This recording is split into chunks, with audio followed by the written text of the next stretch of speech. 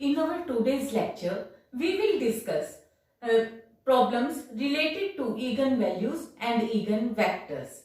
So, first of all, there is one question in which we have to show that eigenvalues of a diagonal matrix are just the diagonal elements of matrix. तो देखो इसमें हमारे पास अब है क्या कि A हमने एक मैट्रिक्स ली क्योंकि ये डायगोनल मैट्रिक्स है और हमें पता है कि इसमें केवल और केवल डायगोनल एंट्रीज एग्जिस्ट करेंगी और बाकी सारी एंट्रीज जीरो होंगी और साथ ही साथ हमें ये भी पता है कि डायगोनल मैट्रिक्स एक स्क्वायर मैट्रिक्स होती है। तो हमने स्क्वायर मैट्रिक्स ली ऑफ ऑर्डर n, हमने क्या किया से ऑफ ऑर्डर n, ठीक है। तो ये हमने कंसीडर कर लिया। अब इसी तरीके से फिर हमने यहाँ पे एक लैम्डा आई कंसीडर किया। तुम्हें पता है कि ए के करस्पॉन्ड लैम्डा इगन वैल्यू होती है। तो और उसके साथ हम आई लेते हैं। आई क्या हो गया? Identity matrix. आइडेंटिटी मैट्रिक्स भी n बाय n टाइप की हमने कंसीडर करी। तो उसके साथ हर एक टर्म के साथ लैम्डा मल्टीप्लाई हो गया, 1 1 1 था यहाँ। लैम्डा मल्टीप्लाई हुआ तो ये रिजल्ट क्या हो गया? Lambda 0 0 0 lambda 0 0 0 lambda. बस आइडेंटिटी वाली टर्म की जगह पे अब हमारे पास यहाँ पे क्या मल्टीप्लाई हो गया? लैम्डा। क्योंकि देखो अकेला लैम्डा हम सॉल्व नहीं कर सकते क्योंकि ए मैट्रिक्स है, लैम्डा कांस्टेंट है।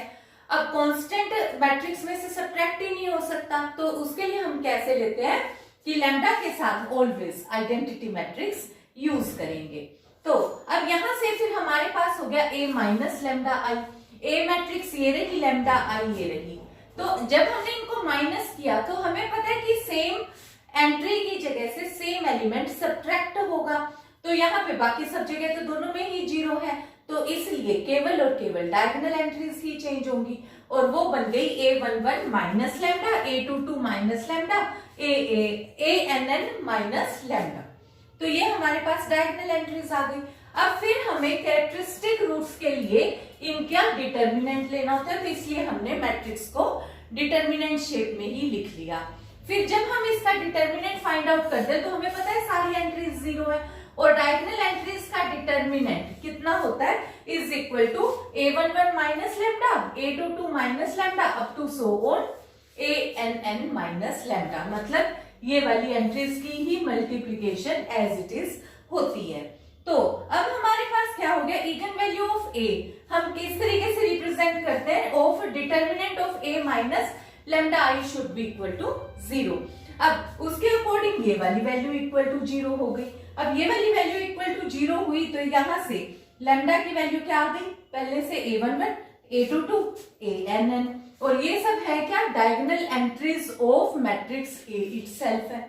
तो यहां से हमारे पास क्या आ गया कि eigen values of A R just the diagonal entries of the matrix. In this question, if lambda is an eigenvalue of a square matrix A, then we have to prove that lambda raised to power m is an eigenvalue of A raised to power m for all m belongs to natural number। अब देखो जब हमारे पास कोई भी raise to power का question आ जाता है या इस पैटर्न में कि जहां पे m belongs to natural number हो, तो हमारे पास एक मैथमेटिकल इंडक्शन एक मेथड है, तो वो हमारे को बहुत ज्यादा यूजफुल होता है ऐसे क्वेश्चंस के लिए। तो जब मुझे ये प्रूव करना है तो मैथमेटिकल इंडक्शन के अकॉर्डिंग तुम्हारे को पता है कि सबसे पहले तो हम यहाँ पे रिजल्ट कैसे लेते हैं कि पहले तो जो गिवन है हम वो ही लिखते हैं। Since lambda is an eigenvalue of A, तो इसके अकॉर्डिंग हमारे पास क्या रिजल्ट हुआ कि there must exist a non zero column vector x। हमें पता है कि x जीरो नहीं हो सकता और ये एक कॉलम वेक्टर होगा क्योंकि अपने को पता है x1 x2 या xyz हम एक कॉलम मैट्रिक्स में लिखते हैं, ठीक है। तो such that ax is equal to lambda x। तो ये हमारे पास दिया हुआ है और हमें प्रूव करना है कि a raise to power mx is equal to lambda x, lambda raise to power mx for all m belongs to natural number. अब क्योंकि ये नेचुरल नंबर है तो केवल और केवल नेचुरल पे ही मैथमेटिकल इंडक्शन लग सकता है, तो मैंने मैथमेटिकल इंडक्शन इसके ऊपर लगा दिया। तो उसमें हम क्या करते हैं कि देखो सबसे पहले ये ध्यान रखना है कि जो फर्स्ट स्टेप होता है वो होता है let us verify that result is true for m is equal to 1। पहले स्टेप में हम वेरीफाई करते हैं रिजल्ट को। तो उसके लिए मैंने क्या किया, m की जगह पे 1 पुट किया इन इक्वेशन 2, जो ये हमने ये प्रूव करना है। तो मैंने ये चेक किया, तो m की जगह पे मैंने 1 पुट किया, तो ये बन गया a1x is equal to lambda 1x, a raise to power 1 is equal to a, तो ये हो गया ax is equal to lambda x, और ये तो मेरे पास यही इक्वेशन है 1। तो यानी कि मेरा result m is equal to 1 के लिए बिल्कुल वेरीफाइड है। फिर अब मैं दूसरे केस में, अब जो सेकंड स्टेप है उसमें हमें क्या करना है, नाउ लेट अस सपोज, इसमें हमें कंसीडर करना है, let us suppose that result is true for m is equal to k। तो अब यहां मुझे कुछ नहीं करना, मुझे डायरेक्ट लिखना है। तो मैंने मान लिया कि जो ये मैं बात कह रही हूं, जो मुझे प्रूव करना है, ये ट्रू है। फिर अगर मैं ये वेरीफाई करने में थर्ड स्टेप में again we have to verify, अगर मैं इस चीज को सेटिस्फाई कर देती हूं तो मेरा रिजल्ट हर एक नेचुरल नंबर के लिए वेरीफाई हो जाएगा। तो क्या लिखा हमने, again we have to verify that result is also true for m is equal to k plus 1। तो उसके लिए अब मैंने यहाँ पे जो ये मैंने कंसीडर किया हुआ है इक्वेशन नंबर 3, इसको प्री मल्टीप्लाई कर दिया बाय मैट्रिक्स A। तो इससे मेरे पास क्या आ गया, a into a raise to power k into x is equal to a into ये वाली वैल्यू अपने पास हो गई लैम्डा k x। तो अब यहाँ पे जब मैं इस ब्रैकेट को इधर चेंज कर दूंगी तो ये वाली वैल्यू क्या हो गई, a raise to power k plus 1 into x हो गई। और यहाँ पे जो ये लैम्डा k है, ये हमें पता है कांस्टेंट है, ये आउटसाइड आ गया, और यहाँ पे क्या हो गया, ax आ गया। अब ax की वैल्यू मैं क्या सब्स्टिट्यूट कर सकती हूँ, लैम्डा x, क्योंकि मुझे पता है ax is equal to lambda x है। तो अब यहाँ पे मेरे पास फिर वैल्यू कितनी हो गई, ये lambda k into lambda x। अब ये टोटल रिजल्ट मेरे पास कितना हो गया, a k plus 1x lambda k into lambda k plus 1x, यानी कि अगर यहाँ पे पावर k प्लस 1 है तो इधर भी पावर k प्लस 1 ही है। तो इसका मतलब मेरा जो रिजल्ट है वो m प्लस 1 के लिए भी ट्रू हो गया।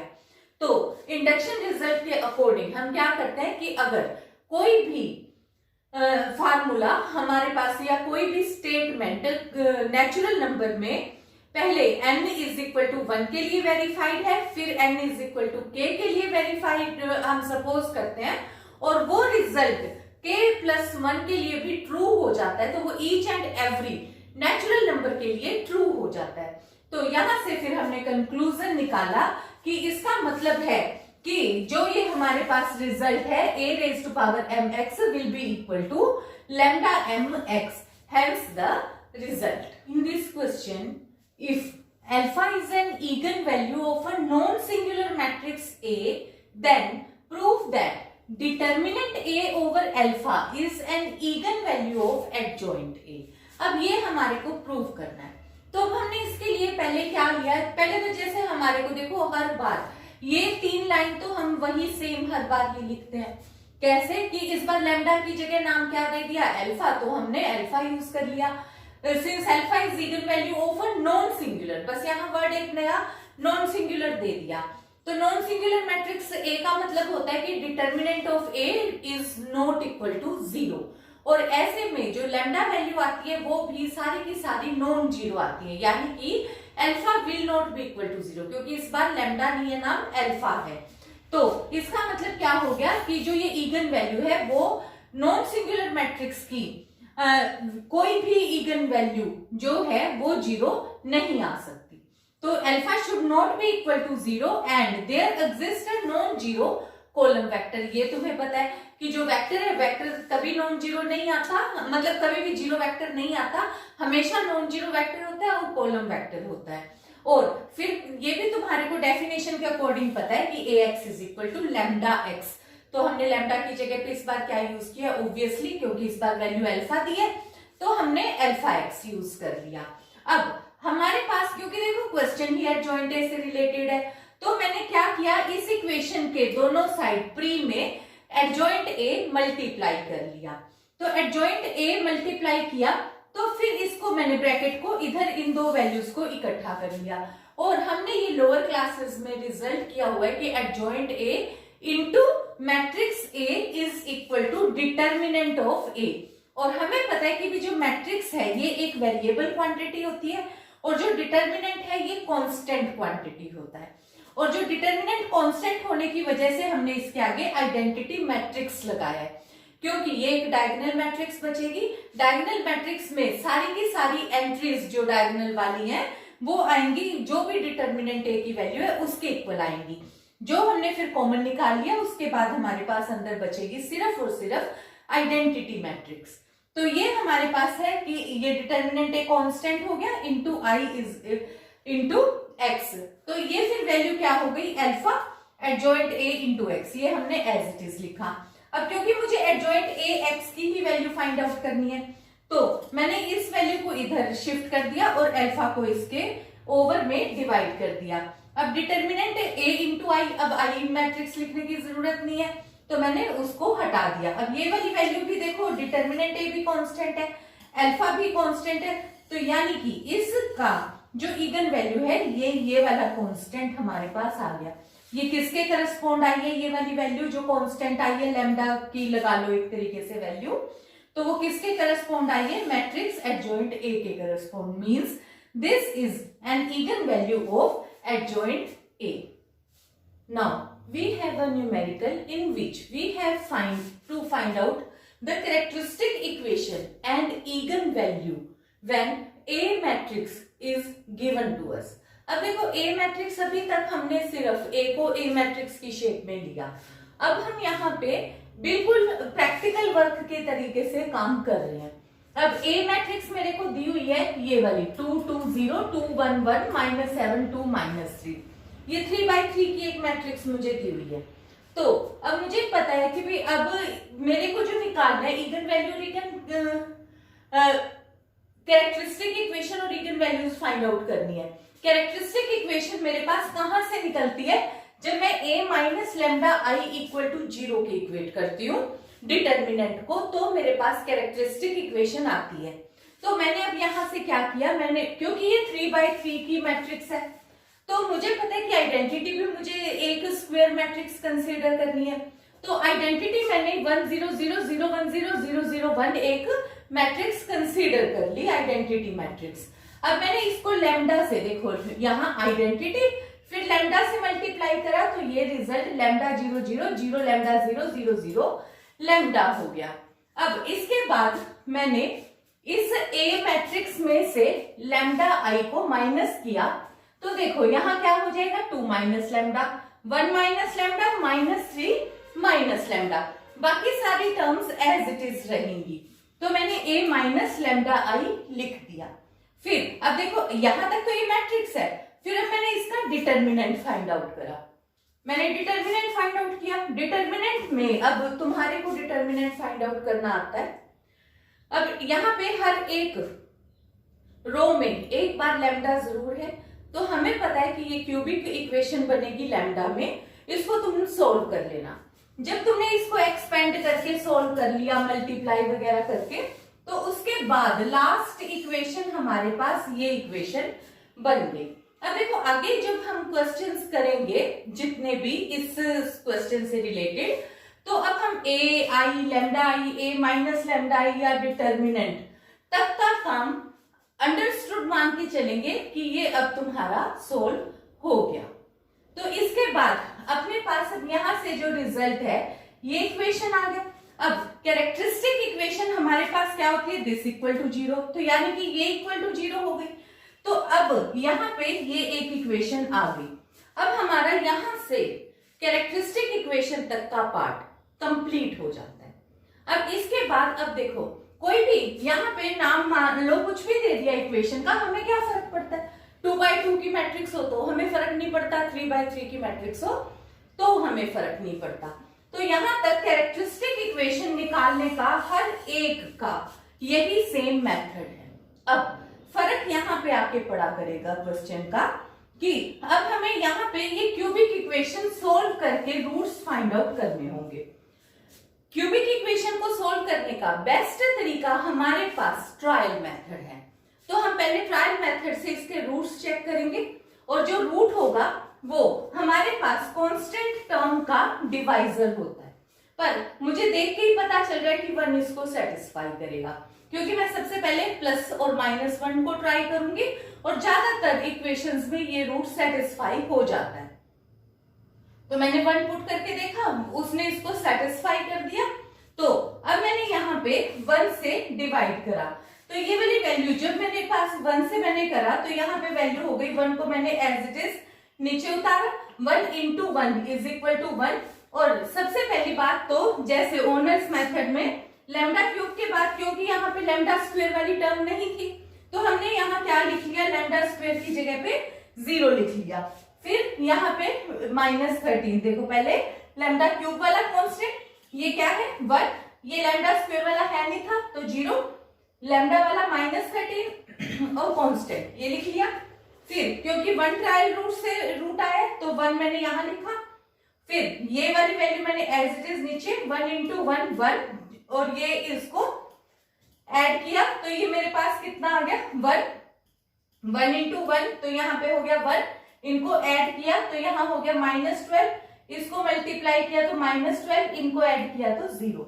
अब मेरे पास बाकी, मुझे पता है कि अगर मैं 3 डिग्री को 1 डिग्री से डिवाइड कर दूंगी तो बाकी बची हुई डिग्री कितनी होगी, डिग्री 2 की होगी। तो डिग्री 2 की भी मैंने अब यहाँ पे इक्वेशन सोल्व कर दी। तो डिग्री 2 के लिए मैंने यहाँ पे लिखा पहले लैम्डा स्क्वायर, यहाँ पे जो भी वैल्यू आई उसके साथ लैम्डा, और फिर ये कांस्टेंट टर्म इक्वल टू 0। और फिर यहाँ से मेरे पास लैम्डा की, क्योंकि क्वाड्रेटिक इक्वेशन हमें सोल्व करनी आती है, जैसे मर्जी करो, चाहे बाय फैक्टर मेथड करो, चाहे -b वाला मेथड लगाओ, जैसे मर्जी। क्वाड्रेटिक इक्वेशन से हम सोल्व करके 2 रूट्स निकाल सकते हैं। तो यहाँ से मेरे पास 3 की 3 वैल्यूज आ गई लैम्डा की। तो ये जो रूट्स आए हैं, ये 1, 3 और -4, ये ही ईगन वैल्यूज होती हैं ऑफ ए। तो अब यहाँ तक ये तुम ये ध्यान रखो कि कैरेक्टरिस्टिक इक्वेशन इस इक्वेशन की ये बनी, और जो इसके रूट्स निकलेंगे, जो इसको वैल्यूज सेटिस्फाई करेंगी, वो इसकी ईगन वैल्यूज होंगी। और अब कोई भी क्यूबिक इक्वेशन होगी तो यहाँ पे पहले हम कैरेक्टरिस्टिक इक्वेशन और ये रूट्स तक का मेथड अब ये मान के चलेंगे कि तुम इजीली कर सकते हो solve. In this question characteristic roots of this equation are given to us 0, 3 and 15। एक मैट्रिक्स दी हुई है और जिसके कैरेक्टरिस्टिक रूट्स हमें दिए हुए हैं कि 0, 3 और 15 है, और हमें अब इस क्वेश्चन में k की वैल्यू फाइंड आउट करनी है। तो अब इसमें हम क्या करेंगे, देखो अब तक तुम्हारे को जैसे हमने लास्ट क्वेश्चन में डिस्कस किया कि हमें पता है कि कैरेक्टरिस्टिक इक्वेशन कैसे बनती है, determinant of a minus lambda i is equal to 0। और ऑब्वियसली अब तक तुम्हें ये आइडिया है कि ये a माइनस लैम्डा i कैसे बनेगी, क्योंकि तुमने एक बार में एक ही क्वेश्चन सॉल्व करना है, तो तुम्हें सारा क्वेश्चन अगेन एंड अगेन मतलब एक बार करना ही होगा। मैं तुम यहाँ लिखोगे, पहले a लिखोगे, फिर आइडेंटिटी मैट्रिक्स लिखोगे, फिर लैम्डा मल्टीप्लाई करोगे, फिर मैट्रिक्स बनाओगे, फिर डिटर्मिनेंट सोल्व करोगे। मैं अब इसके आगे ही कंटिन्यू कर दूंगी। तो यहाँ पे a minus lambda i is equal to 0 हो गया। तो यहाँ पे 8 माइनस लैम्डा माइनस लैम्डा हमने ये लिख लिया। अब देखो ये जो इक्वेशन मेरे पास बनी है, ये मेरी कैरेक्टरिस्टिक इक्वेशन बन गई अगर मैं इसका डिटर्मिनेंट सोल्व कर लेती हूँ।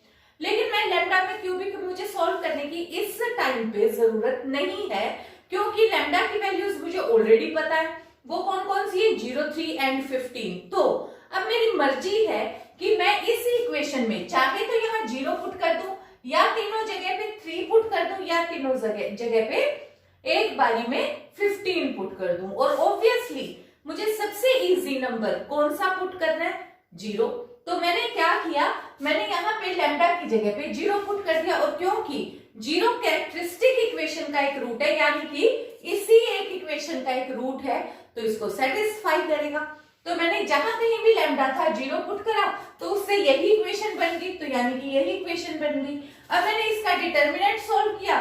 डिटर्मिनेंट सोल्व करना तुम्हें आता ही है, और इक्वेट करना इक्वल टू 0 के ही। तो यहां से हमारे पास वैल्यू आ गई k is equal to 3। Now in this question we have to find the characteristic roots and spectrum of matrix this, ये अपने को जो गिवन मैट्रिक्स है। अब देखो जो ये पहले तो हम करते हैं कैरेक्टरिस्टिक रूट्स। कैरेक्टरिस्टिक रूट अब तुम्हें पता है कि a माइनस लेमडा आई का डिटर्मिनेंट इक्वल टू 0 करते हैं तो वहां से कैरेक्टरिस्टिक इक्वेशन आती है, उसको सोल्व करते हैं तो कैरेक्टरिस्टिक रूट आते हैं। तो यहां से मैंने a माइनस लेमडा आई लिख लिया, इक्वल टू 0 किया, इक्वेट किया, तो ये मेरे पास कैरेक्टरिस्टिक इक्वेशन आ गई। अब क्योंकि देखो यहाँ पे जो मेरे पास इक्वेशन आई है, ये वाली वैल्यू मेरे पास इस इक्वेशन की वजह से मैं इसके अलोंग एक्सपेंड करूंगी। तो मैंने जब इस कॉलम के अलोंग एक्सपेंड किया तो क्योंकि ये वाली मेरे पास लोअर ट्रायंगल 0 है और ये अपर ट्रायंगुलर मैट्रिक्स बनी हुई है, अपर ट्रायंगुलर का भी जब हम डिटर्मिनेंट फाइंड आउट करेंगे तो ये as it is diagonal entries की मल्टीप्लिकेशन मेरे पास आ जाएगी। सिमिलरली अपर ट्रायंगुलर मैट्रिक्स के तरीके से अगर मेरे पास केवल लोअर ट्रायंगुलर मैट्रिक्स एग्जिस्ट करती और अपर मैट्रिक्स 0 होती तब भी डायगोनल एंट्रीज ही मेरे पास आ जाती। अदरवाइज ना भी पता लगे तो तुम जैसे मर्जी चाहो, अगर तुम्हारे को ये बात ना पता लगे तो तुम लैम्डा में क्यूबिक निकाल के भी इसके रूट से सोल्व कर सकते हो। तो तुम्हारे पास पहले तुमने ये सोल्व कर लिया, इसका डिटर्मिनेंट फाइंड आउट करा, डिटर्मिनेंट फाइंड आउट करने से तुम्हारे को लैम्डा की 3 वैल्यूज मिल गई और ये कैरेक्टरिस्टिक रूट्स हो गए ऑफ मैट्रिक्स ए। अब देखो एक हमारे पास अब एक नया वर्ड आ गया, यहाँ पे हमारे को कहा है at the spectrum of matrix. अब स्पेक्ट्रम ऑफ मैट्रिक्स कुछ भी नहीं है, ये है सिर्फ हमने लिखा कैसे कि वी नो दैट, ठीक है, set of characteristic root of a matrix A is called the spectrum of matrix A. ये कुछ भी नहीं है, जो ये 3 वैल्यूज निकली है इन्हीं का जो सेट है वो स्पेक्ट्रम ऑफ मैट्रिक्स होगा। तो अब क्योंकि मेरे पास वैल्यू निकली है 1 माइनस 4 7 और सेट थ्योरी के अकॉर्डिंग मैं ये करली ब्रैकेट यूज करती हूँ, तो मैंने ये करली ब्रैकेट यूज करी और मैंने लिख दिया 1 minus 4 7 is the spectrum of matrix A. So that is all for this lecture.